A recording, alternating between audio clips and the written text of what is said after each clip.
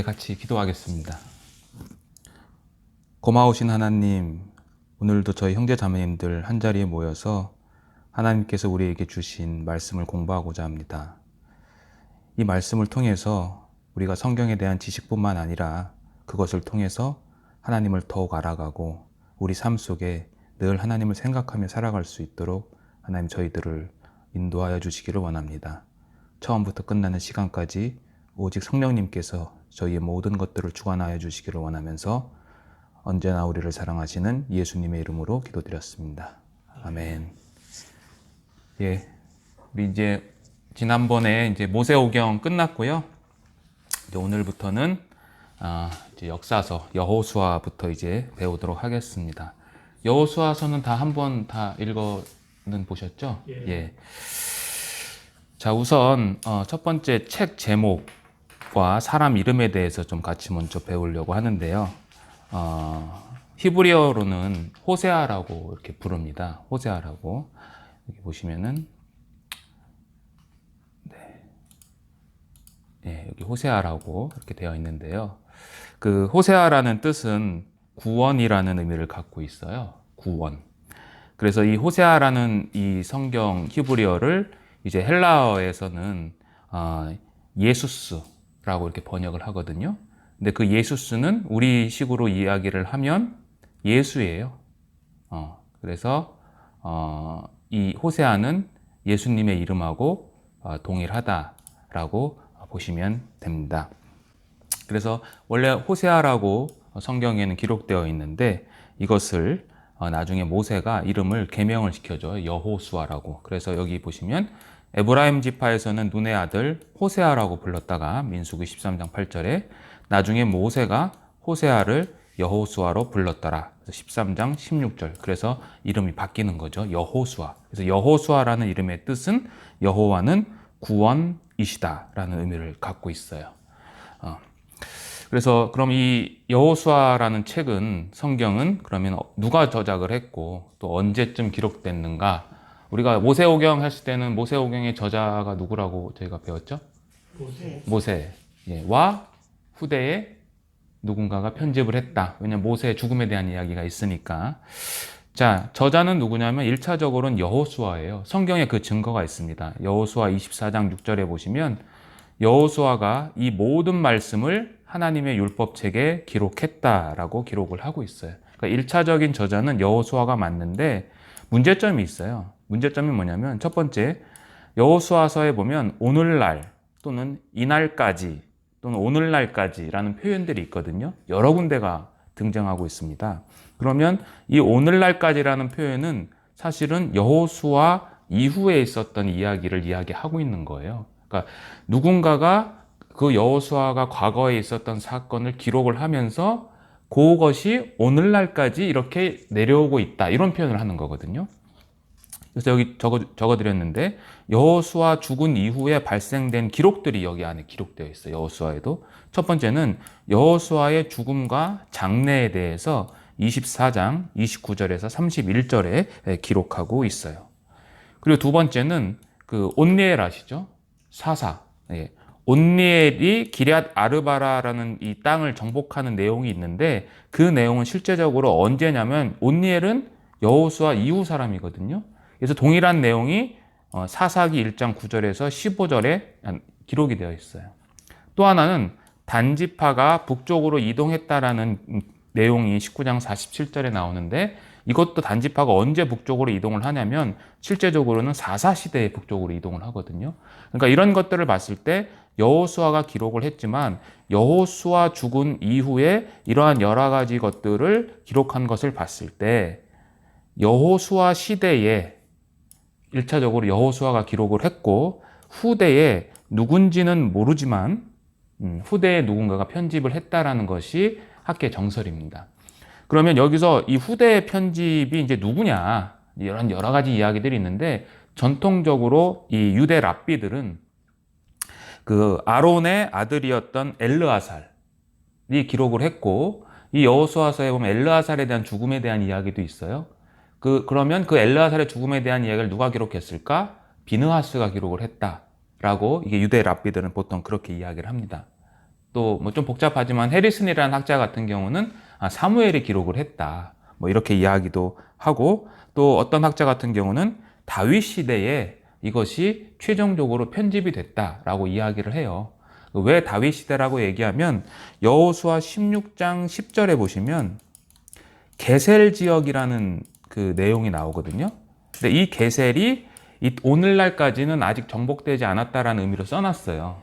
그러면 이 게셀이 언제 정복이 되냐면 솔로몬 시대에 애굽이, 성경에 보시면 나와요. 열왕기상 3장 1절 이하에 보시면 애굽이 이 게셀 지역을 침략을 해서 빼앗거든요. 가나안 도시를. 그래서 이거를 누구한테 바치냐면 솔로몬한테 바쳐요. 그래서 요 학자는 이런 것들을 봤을 때 아마 다윗 시대에 이것이 편집이 됐을 것이다 라고 이야기를 합니다. 어쨌든 뭐 여러 가지 복잡한 이야기가 있지만 중요한 것은 여호수아가 기록을 했고 후대에 우리가 알 수는 없지만 누군가가 의해서 이렇게 편집이 됐다라고 이렇게 보시면 됩니다. 참고적으로 우리가 보통 성경의 기록이, 우리가 이제 십자가 사경회 같을 때 보면 성경 기록이 처음에 BC 지금으로부터 3,500년 전, 그러니까 BC 1,500년경에 처음으로 기록됐다고 우리가 이야기하잖아요. 요 근거가 뭐냐면 출애굽기 제가 말씀드릴 때 그 출애굽이 언제 했냐, 그래서 이른 출애굽설, 늦은 출애굽설에서 얘기를 했는데 요거는 이제 이른 출애굽설, 그러니까 BC, 정확하게 얘기하면 BC 1446년도에 출애굽하거든요. 요거를 기준으로 해서 15세기, 지금으로부터 3,500년 전에 기록됐다라고 이렇게 이야기를 한 거예요. 자, 그럼 역사적인 배경을 좀 우리가 보겠습니다. 모든 성경은 다 역사적인 배경이 있어요. 이제 모세오경은 창세기부터 기록돼서 쭉 흘러나오고 있는데, 이제 이 여호수아서는 이제 조금 더 구체적으로 세계사와 이제 연관되는 것들이 성서 고고학을 통해서 이제 발견이 되는데, 이 역사적인 배경은 언제냐면 이 후기 청동기 시대라고 이야기를 합니다. 그래서 지금으로부터 한 3,000년 전 이야기인 거죠. 그래서 당시 국제 정세가 어땠냐면, 제가 이거를 말씀드리는 이유면 이런 것을 알게 되면 성경을 이해하는데 우리가 조금 더 폭넓게 알 수 있거든요. 국제 정세가 어땠냐면 당시는 바벨론 제국, 여기 보시면 우측에 바벨론 제국이 있죠. 바벨론, 그 다음에 히타이트, 우리 성경에는 헷족속이라고 되어 있어요. 헷족속, 히타이트 제국, 그리고 이집트, 요 밑에 있는 이집트 제국이 이 당시에 굉장히 세력을 확장하던 시대였어요. 근데 이 예루살렘, 그러니까 이스라엘 가나안 땅이 지금 요 가운데에 끼어 있죠. 그러니까 이런 국제적인 정세에 이 가나안 땅이 가만히 있었을 리가 없는 거죠. 그래서 주전 16세기에서 14세기에 이집트는 제18왕조라는 그 왕조가 이집트를 다스리고 있었는데, 그 18왕조 때 가나안을 침공을 합니다. 가나안은 제국이 아니라 가나안은 도시국가로 형성이 되어 있어요. 그래서 이 도시국가를 침공을 해가지고 많은 것들을 빼앗습니다. 이 가나안 도시국가들을. 근데 당시에 이 이집트와 맞서서 또 하나의 국가가 있었는데, 여기 보시면 잘 안 보이시겠지만 미탄니라는 이 제국이 있었어요. 이 미탄니 제국과 애굽과의 이 가나안 쟁탈전이 벌어지고 있었어요. 그런데 이 미탄니가 바로 위에 지금 어느 나라가 있냐면 히타이트가 있죠. 히타이트 제국이 남하 정책을 펴면서 이 미탄니가 애굽하고 동맹을 맺어요.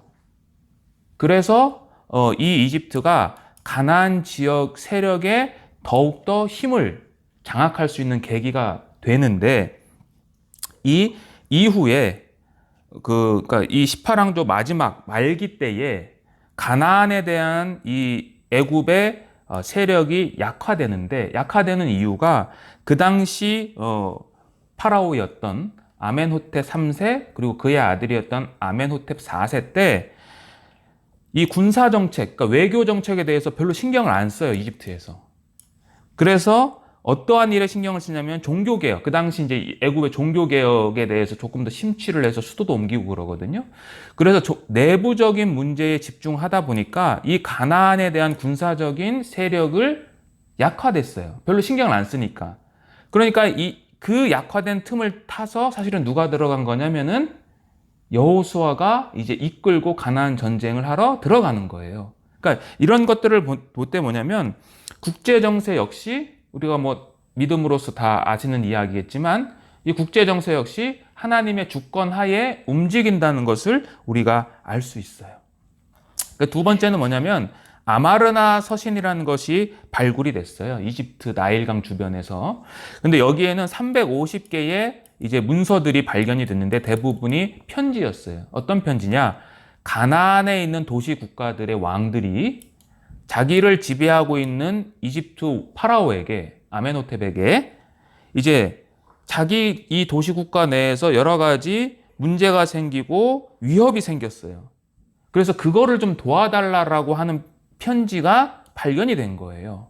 근데 그 편지 안에 어떠한 단어가 있냐면 하비루라고도 하는 이 하피루라는 단어가 있는데 이 하피루가 뭐냐면 혈연 관계가 아니라 이 당시 문서에 보면 혈연이 아니라 사회적으로 정치적이고 사회적으로 연결된 어떠한 떠돌이 집단 같은 그런 무리들이었어요. 이 하피루들에 의해서 어려움을 겪게 되니까 도움을 요청한 거예요. 그래서 보수적인 학자들은 이 하피루가 누구냐? 히브리 민족이다. 비슷하잖아요. 히브리 민족이라도 얘기를 해요. 그렇지만 히브리 민족은 아니에요. 왜 아니냐면 이보다 더 오래전에 발군된 문서에는 주전 3000년경에 이미 하피루가 등장했다라는 기록들이 있어요. 그래서 대부분의 사람들은 뭐라고 이야기하냐면 이 하피루 안에 히브리 민족도 분명히 포함되어 있었을 것이다 라고 이야기를 추정을 하는 거죠. 어쨌든 이러한 역사적인 배경을 통해서 이제 여호수아가 출애굽 2세대를 이끌고 지금 가나안으로 침공해서 이제 땅을 빼앗는 내용이 이제 여호수아 내용이에요. 자, 그럼 여호수아는 그럼 성경에서 어디 위치에 있느냐? 정경적 위치라고 제가 표현을 했는데 이건 이제 우리 성경을 이렇게 구분하는 방법입니다. 첫 번째는 모세오경이 있고요. 두 번째 역사서, 시가서, 선지서. 이거 지난번에 우리 김현 선생님 말씀하실 때 얘기해 주셨잖아요. 그래서 이 여호수아는 이제 역사서를 시작하는 처음 책이에요. 그러니까 모세오경과 사실은 연결이 돼요. 이 여호수아는 그대로. 왜냐하면 신명기에는 모세에 대한 죽음과 여호수아 후계자 임명에 대한 이야기가 나와요. 그리고 바로 여호수아에서도 이제 모세에 대한 이야기가 등장을 하면서 자연스럽게 연결하고 이 여호수아는 나머지 사사기부터 에스더까지 기록된 이스라엘 역사의 나머지 것들과 연결되는 것들을 이제 여는 그러한 책이라고 할 수 있습니다. 그러니까 이 여호수아는 역사서의 첫 번째 책이다라는 것을 우리가 좀 인식을 좀 하고요. 자, 그러면 여호수아에 대해서 조금 좀 간단하게 좀 살펴보겠습니다. 여호수아는 에브라임 지파 족장이었어요. 민수기 13장 8절에. 그래서 어디서 태어났냐면 이집트에서 태어나서 이집트에서 자랐어요. 그리고 모세와 함께 이제 출애굽 1세대 때 홍해를 건너서 이제 광야로 들어간 거죠. 그럼 여호수아가 언제 처음 성경에 등장하냐면 출애굽기 17장 8절 이하에 보면 광야에서 아말렉과의 전쟁이 등장하는데 그때 군대의 사령관으로 처음 등장합니다. 수행자죠. 그리고 이 여호수아는 모세가 율법을 받기 위해서 시내산에 오를 때 함께 동반을 했어요. 출애굽기 24장 13절에. 그리고 네 번째는 이제 가데스 바네아에서 12명의 정탐꾼이 갔는데 그 중에 한 명이 바로 여호수아라는 것이 성경에 기록되어 있죠. 이 가나안 정탐에 갔었던 12명의 정탐꾼들이 제가 그때 말씀드릴 때 전부 다 민수기 말씀드릴 때 각 지파에 뭐였다? 두령들, 족장들이었다. 그 중에 하나였다는 거죠. 요셉 지파, 에브라임 지파였죠. 그리고 이제 여호수아는 모세의 후계자로서 성경에 기록을 하고 있습니다. 그래서 이 여호수아서를 보면 마치 모세가 그대로 한 행동들을 거의 비슷하게 이 여호수아도 동일하게 해요. 제가 몇 가지를 제가 좀 적어봤는데요. 여호수아 11장 15절에 보면 이렇게 말씀이 되어 있습니다.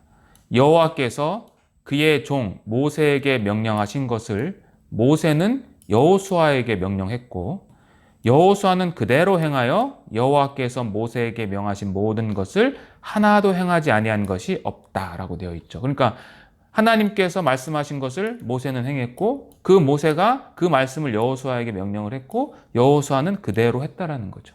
그래서 제가 이 공통점을 좀 적어놨는데요. 첫 번째, 둘 다 신발을 벗어요. 모세는 어디서 신발을 벗죠? 미디안 광야에서 출애굽기 3장에 여호와 떨기나무에서 여호와를 만났을 때 하나님께서 거기는 거룩한 곳이니 내 신발을 벗으라 그러죠. 여호수아도 마찬가지 신발을 벗습니다. 요단강을 건너기 전에 천사를 만나잖아요. 하나님의 사자가 동일하게 신발을 벗으라고 합니다. 그리고 둘 다 물을 건너요. 모세는 홍해를, 여호수아는 요단강을 건너고 둘 다 성결 의식을 명령을 합니다. 모세는 시내산 율법을 받기 전에 이스라엘 백성들에게 정결 예식을 행하라고 이야기를 하죠. 옷을 빨고 동침하지 말아라 라고 이야기를 하죠. 마찬가지로 여호수아도 보시면 할례와 이제 유월절을 지키라고 이야기를 합니다.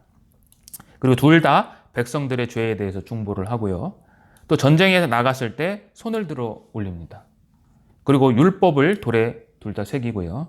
또 정탐꾼을 보냅니다. 모세도 가데스 바네아에서 그리고 여호수아도 이제 여리고 들어가기 전에 정탐꾼을 보내죠. 그래서 정탐꾼이 만난 여인이 기생 라합. 그 여호수아 6장에 기록되어 있는 거죠. 둘 다 땅의 정복과 분배를 합니다. 그리고 백성들을 축복을 하고요. 마지막 고별 설교를 하고 가장 중요한 이제 이스라엘 백성들과 하나님과의 언약을 이제 갱신하는 내용이 이렇게 기록되어 있습니다. 그래서 여호수아는 한마디로 얘기해서 모세의 계승자였다라고 이렇게 인지하시면 될 것 같습니다. 그러면 여호수아를 왜 기록을 했을까? 기록 목적입니다. 이 기록 목적은 실제적으로 제가 여기서는 따로 적지는 않았지만 여호수아에 들어있는 신학이 무엇이냐, 신학의 주제들과 그대로 연결이 됩니다. 기록 목적은 첫째 뭐냐면 이스라엘 조상들과 맺으신 땅의 언약의 실현을 통해서 하나님의 신실하심을 알게 하기 위해서입니다. 자, 땅에 대한 언약은 누구에게 먼저 주셨죠? 아브라함에게 주셨죠. 아브라함에게 본토 친척 아비 집을 떠나라 라고 말씀을 하셨고 창세기 15장 18절에 가서는 조금 더 구체적으로 이렇게 얘기하셨죠.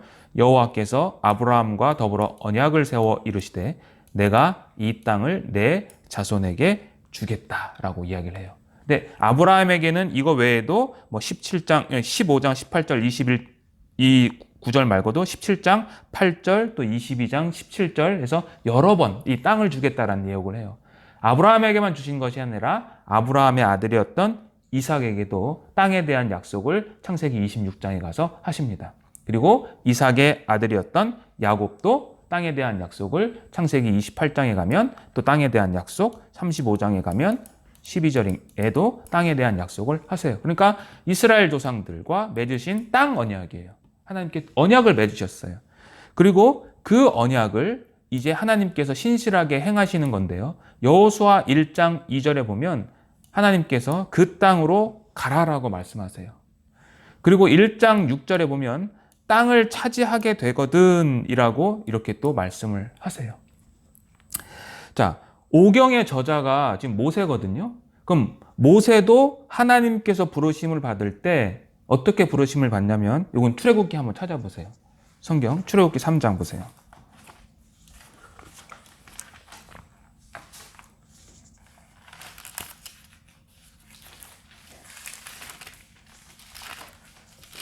출애굽기 3장 8절 한번 보세요. 8절 찾으셨어요? 네. 한번 같이 한번 읽어보실까요? 8절. 예. 내가 내려와서 그들을 애굽인의 손에서 건져내고 그들을 그 땅에서 인도하여 아름답고 광대한 땅, 젖과 꿀이 흐르는 땅, 곧 가나안 족속, 아모리 족속, 브리스 족속, 히위 족속, 여부스 족속의 지방에 이르려 하노라. 예. 모세를 부르신 이유 중에 하나도 뭐예요? 그 이스라엘 백성들을 젖과 꿀이 흐르는 땅으로 내가 인도하겠다. 그러니까 이스라엘 백성들, 이스라엘 그 조상들에게 맺은 그 언약이 그대로 지금 모세에게도 연결이 되는 거죠. 그래서 이 땅이 지금 땅을 주겠다라고 그러시는 거잖아요. 그러니까 그러면 성경에서 이 땅의 주인은 누구일까요? 이스라엘 백성일까요? 하나님일까요? 하나님. 예, 하나님이에요. 그러니까 땅은 이스라엘 백성에게 주는 선물이에요. 그러한 표현이 이 모세오경에 보면, 구약에 보면 50번 이상 언급이 돼요. 땅은 하나님 건데 너희들이 한테 주는 거야. 그러니까 이스라엘에게는 영구적인 선물이 아닌, 선물이긴 한데 영구적인 게 아니에요. 그래서 안식년이나 희년이 되면 어떻게 해요? 땅을 다 돌려줘야 되는 거예요. 왜? 누구 거니까? 하나님 거니까. 그래서 이스라엘 백성들이 하나님께서 또 첫 수확물을 하나님께 바치라고 그러죠. 율법에 보면. 그 왜 그런 거예요? 바로 땅 주인이 누구 거다? 나다. 땅 주인이 나다라는 거를 인식을 시켜주는 거예요. 그러면 이스라엘 사람들이 하나님께 주신 이 선물인 땅에 거주하기 위해서는 조건이 있어요. 그냥 살 수가 없어요. 그 조건이 뭐냐? 하나님의 율법, 하나님의 말씀을 준수해야만 그 땅에서 사는 거예요. 그 율법에서 순종하지 않으면 어떻게 되는 거예요? 그 땅에서 쫓겨나는 거예요. 그게 레위기서에 있는 저주에 대한 내용이에요. 율법을 지키지 않으면 내가 칼을 너희 뒤로 뒤따르게 해서 너희들을 전 세계에 흩어버리겠다. 그게 뭐냐?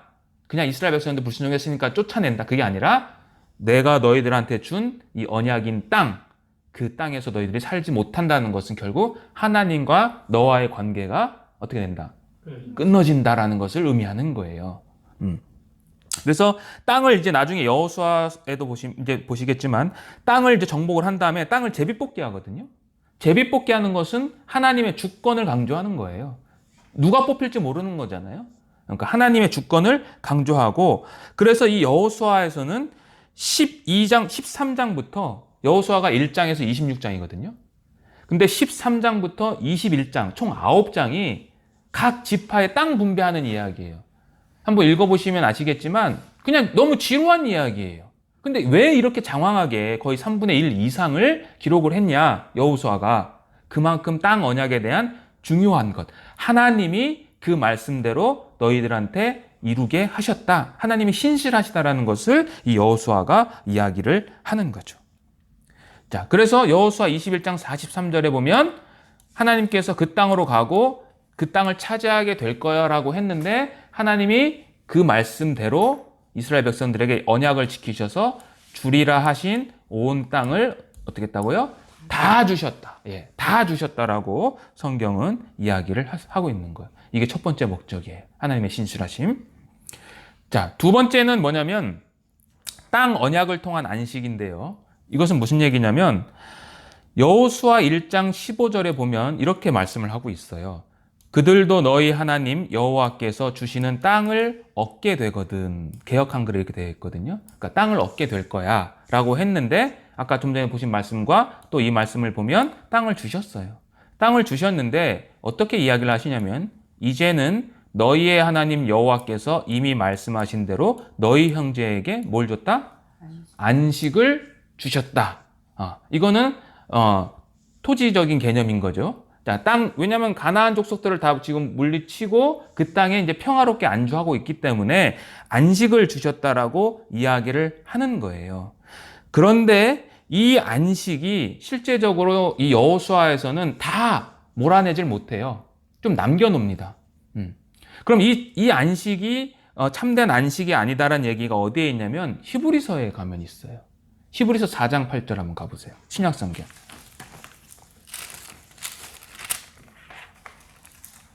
356페이지. 신약성경 4장 8절, 9절. 356페이지예요. 히브리서 4장 8절, 9절. 같이 한번 읽어볼까요? 만일 여호수아가 저희에게 안식을 주었다면 그 후에 다른 날을 말씀하지 아니하셨으리라. 그런즉 안식할 때가 하나님의 백성에게 남아있도다. 그죠? 자, 여호수아서에는 안식을 줬다고 그랬는데 지금 히브리서 기자는 안식을 주었다라면 다른 날을 말씀하지 않았다. 그래서 하나님의 백성에게는 안식이 남아있다. 이게 무엇을 의미하는 거냐면 참된 안식은 그리스도 안에서 이루어진다는 거예요. 자, 제가 창세기 할 때 말씀을 드렸죠. 하나님께서 창조를 하셨죠. 6째 날까지. 7째 날 어떻게 하셨어요? 안식하셨어요. 쉬셨어요. 근데 그 안식이 깨졌어요. 누구 때문에? 인간의 타락, 범죄함으로. 그래서 요한복음 5장에 예수님께서 아버지께서 이제까지 일하시니 나도 일한다. 무슨 일? 하나님께서 처음에 창조한 것이 인간으로 인해서 지금 문제가 돼버렸잖아요. 그것을 다시 새롭게 하는 새 창조의 일을 지금 내가 하고 있다라고 이야기를 하는 거예요. 그러니까 참된 안식은 누구로부터? 예수님으로부터 이어온다라는 거죠. 참된 안식. 진짜 영혼의 평안한 안식은 예수님으로 말미암는다는 거죠. 에베소서 신약 성경 피셨으니까 에베소서 2장 5절 6절 한번 보세요. 에베소서 2장 5절 6절 311페이지예요.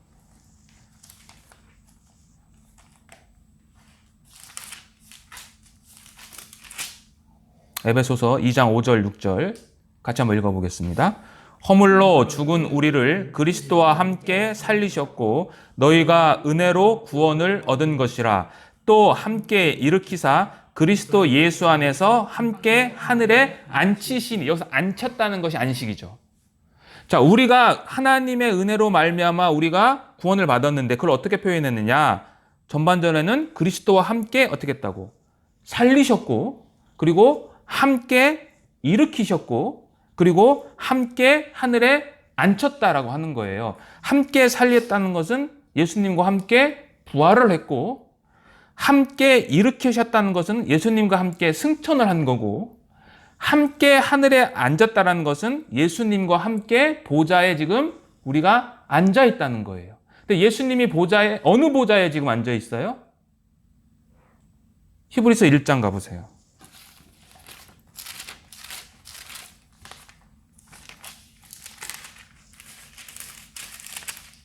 1장 3절 같이 한번 읽어보겠습니다.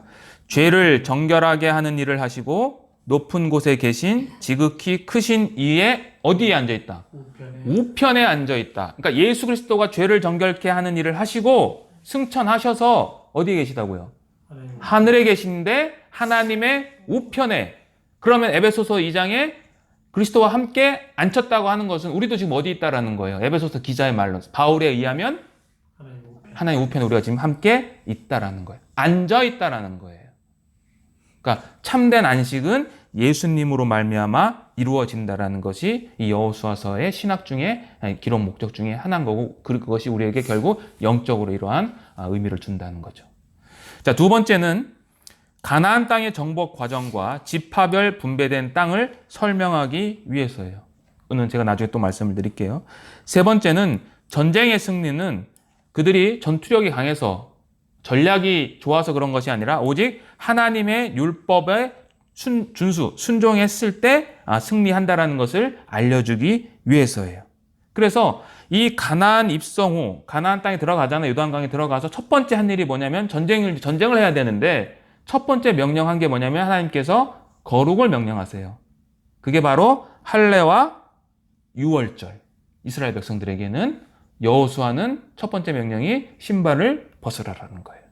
그러니까 하나님 말씀에 순종할 때 전쟁에 승리한다는 거죠.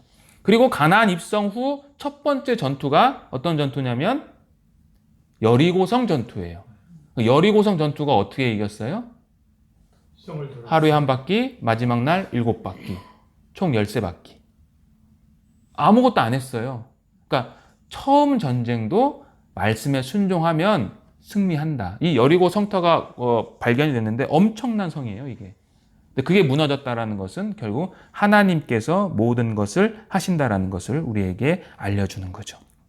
그래서 기록 목적은 이렇게 세 가지로 저는 뽑아봤습니다.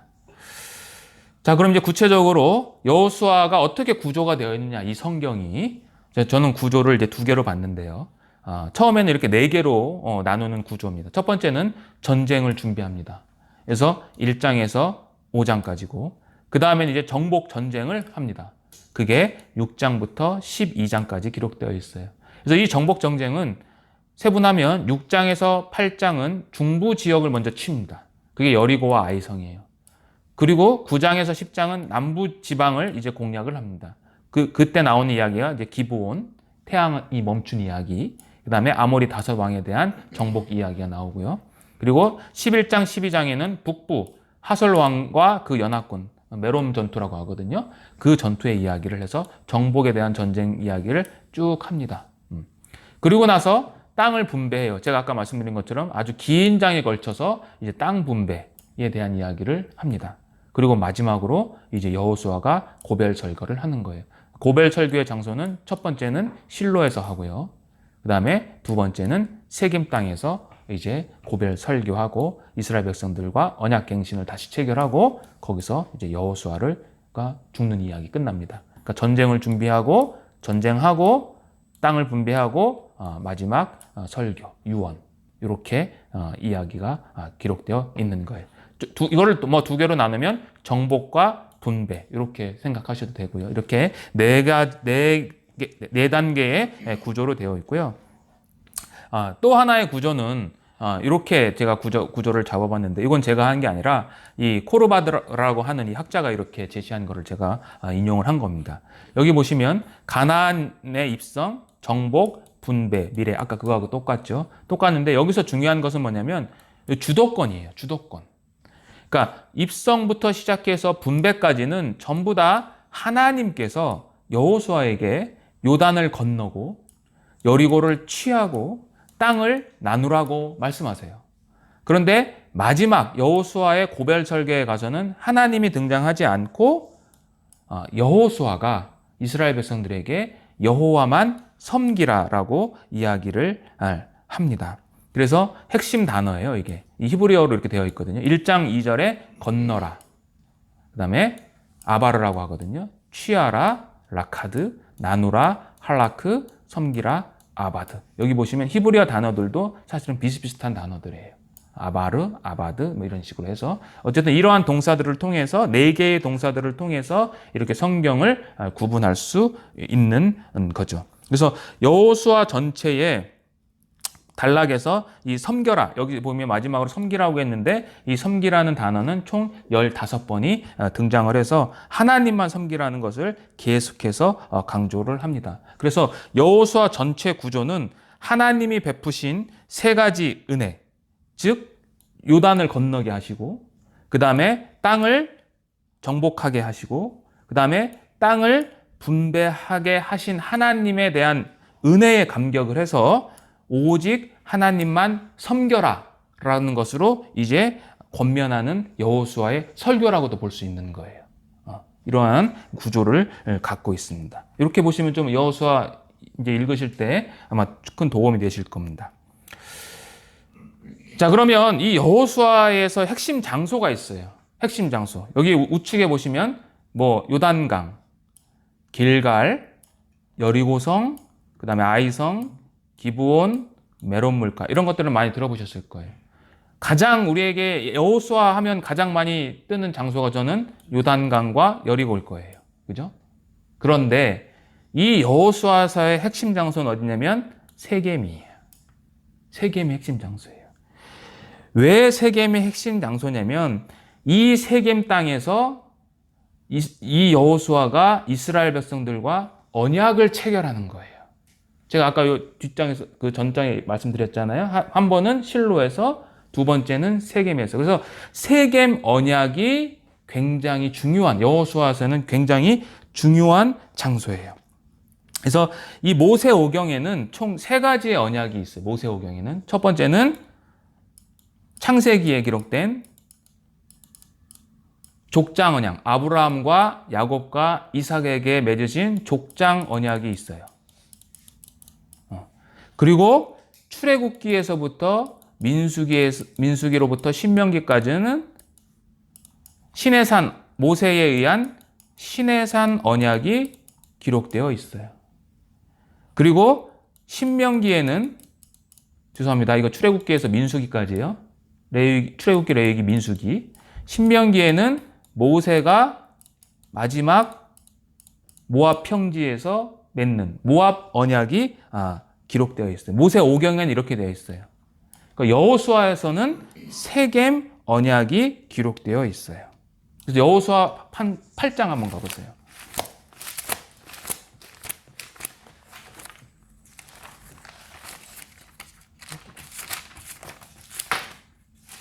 여호수아 8장 30절 보세요. 30절. 아이성 전투 이야기 다음에 나오는 거예요. 8장 30절. 제가 한번 읽어보겠습니다. 때에 여호수아가 이스라엘의 하나님 여호와를 위하여 에발산에 한 단을 쌓았으니 이는 여호와의 종 모세가 이스라엘 자손에게 명한 것과 모세의 율법책에 기록된 대로 철 연장으로 다듬지 아니한 새 돌로 만든 단이라. 건너뛰어서요.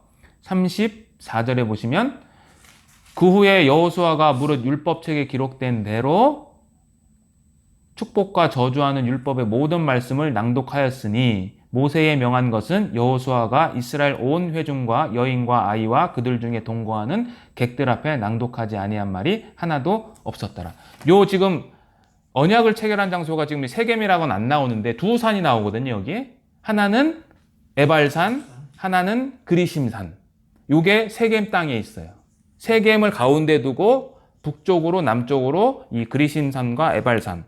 그래서 모세의 모압 언약할 때 그리심산에서는 축복을, 에발산에서는 저주를 하라고 하잖아요. 그래서 그 언약, 그 모압 언약을 그대로 해서 세겜에서 언약을 하는 거예요. 여호수아 24장 가보세요.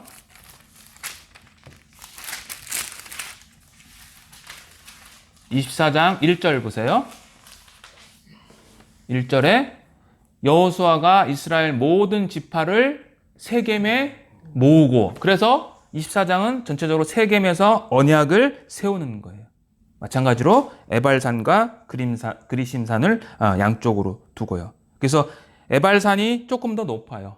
한 940m 정도, 그리심산은 한 880m 정도, 그리고 양쪽 산은 한 3km 정도 떨어져 있어요. 그 가운데에 폭파인 지역이 바로 이제 세겜인데, 양쪽으로 산이 둘러싸여 있기 때문에 이 최적의 음향 효과를 낼 수 있는 지역이라고 하더라고요. 어쨌든 여기에서 이제 이 여호수아가 모세가 기록된 그 율법을 다시 이스라엘 백성들과 체결하는 거예요. 그래서 핵심 장소는 어디다? 앞으로는 여리고라고 하지 마시고 이제는 세겜이다. 예, 세겜 언약이 중요하다라고 이렇게 보시면 됩니다. 이 세겜이 중요하다는 것이 이 구조에서도 나타나요. 여기 보시면 아까 그 학자가 한 것이 내가 따왔는데, 땅 분배 이야기가 13장부터 21장까지가 있거든요. 요거를 교차 구조로 하게 되면 정 가운데가 뭐냐? 실로로 옮겨진 회막과 땅 분배에 대한 이야기가 나와요. 즉 언약을 맺는 장소는 하나님과 하나님의 예배를 드리는 장소거든요. 그 예배의 장소가 처음에는 어디였냐면 실로예요. 실로. 이 실로의 법궤가 있었어요. 그래서 이 예배 가운데 예배를 중심으로 하는 이야기가 이 여호수아에서도 이렇게 나오고 있어요. 그래서 땅을 분배하라고 하고, 그 다음에 땅을 분배에 대한 명령에 대한 결론, 그 다음에 요단 동쪽 분배하고, 뭐 레위인 성읍 분배하고, 이렇게 해서 보시면 정 가운데가 실로에 대한 이야기예요. 그러니까 예배 드리는 장소가 중요한 거죠. 우리가 구원받은 목적 중에 하나도 뭐냐면 하나님께 예배 드리는 거고, 하나님께 예배 드린다는 것은 뭐냐면 하나님께 영광을 다시 돌리는 거거든요. 요한복음 4장 수가성, 사마리아의 수가성 여인 이야기 다 아시죠? 예수님께서 이제 유다 땅을 떠나서 갈릴리 지역으로 가실 때 일부러 사마리아를 가셨어요. 그죠? 그런데 그 사마리아 땅에 가서 그 야곱의 우물 곁에서 이제 사마리아 여인하고 이제 만나는 이야기가 나오지 않습니까? 그 사마리아 여인, 그 수가성에 대한 이야기가 처음에 무슨 이야기로 시작해요? 물 달라. 물 좀 달라. 근데 그 물 이야기가 점점 뭘로 변해요? 그 수가성 여인이 예수님을 처음에는 유대인 남자로 알죠. 유대인 남자인데 왜 사마리아 여인한테 물을 달라고 그래요? 라고 하면서 하니까 예수님이 내 남편 다섯 뭐 이런 얘기 쭉 하시잖아요. 그러니까 이 여자가 유대인 남자였다가 예수님이 영원히 목마르지 않는 물 줄 거야. 그러니까 당신이 야곱보다 큰 자예요? 물어봤다가 그 다음에는 당신이 선지자입니까? 물어봐요. 그 선지자라고 물어볼 때 예배에 대한 이야기를 해요. 당신들은 예루살렘에서 예배를 드리라고 하는데 우리는 그리심산에서 예배를 드리라고 합니다. 어디에서 예배를 드려야 됩니까? 라고 물어보죠. 그러니까 그 주제가 물 이야기에서 지금 어디로 끌고 가는 거예요? 사도 요한이 예배 이야기로 끌고 가고 결국은 메시아를 만나서 동네에 들어가서 예수님을 전파하잖아요. 그러니까 예배가 굉장히 핵심인 거죠. 이 요한복음 4장에도 보면. 참고로 이 여자가 우리가 남편 5, 지금 있는 남편도 네 남편이 아니다. 우리가 보통 어떻게 인식을 하냐면 이 여자는 행실이 나쁜 여자. 그래서 한낮에 사람들의 이목을 피해서 왔다라고 우리가 이렇게 알잖아요. 그거는 조금 약간 이렇게 각색된 이야기예요. 왜냐하면 이 당시의 여자의 신분이에요. 이 당시에 유대인들의 기도 중에는 아침마다 드리는 기도 중에 하나가 뭐냐면 하나님 나를 여자로 태어나지 않게 해주셔서 감사합니다. 그러니까 이 당시 율법에도 보면 그 사회 관습도 보면 여자가 이혼을 요구할 수 있는 권리가 없어요. 그러면 이 여자는 자기가 이혼을 요구한 게 아니라 남편으로부터 버림을 받은 여자인 거예요. 버림을 받거나 남편이 죽었거나. 어쨌든 이 여자는 그 당시 굉장히 사회적으로 소외된 사람이었어요. 이혼을 할 수 있는 여자가 아니에요. 근데 그 여자를 예수님이 만나주기 위해서 일부러 가신 거예요. 어쨌든 이 실로라는 것도 우리가 중요시 해야 된다는 거죠. 그래서 이 여호수아서에 기록된 이러한 전체적인 가장 구조 속에서 중요한 곳이 이제 세겜과 그 다음에 예배의 중심 장소인 이제 실로다라고 제가 말씀을 드리고요. 요게 이제 사진입니다. 그래서 여기 에발산이 있고요. 그 다음에 그리심산이 있고 요 가운데 요 세겜 땅이 이렇게 있습니다. 네.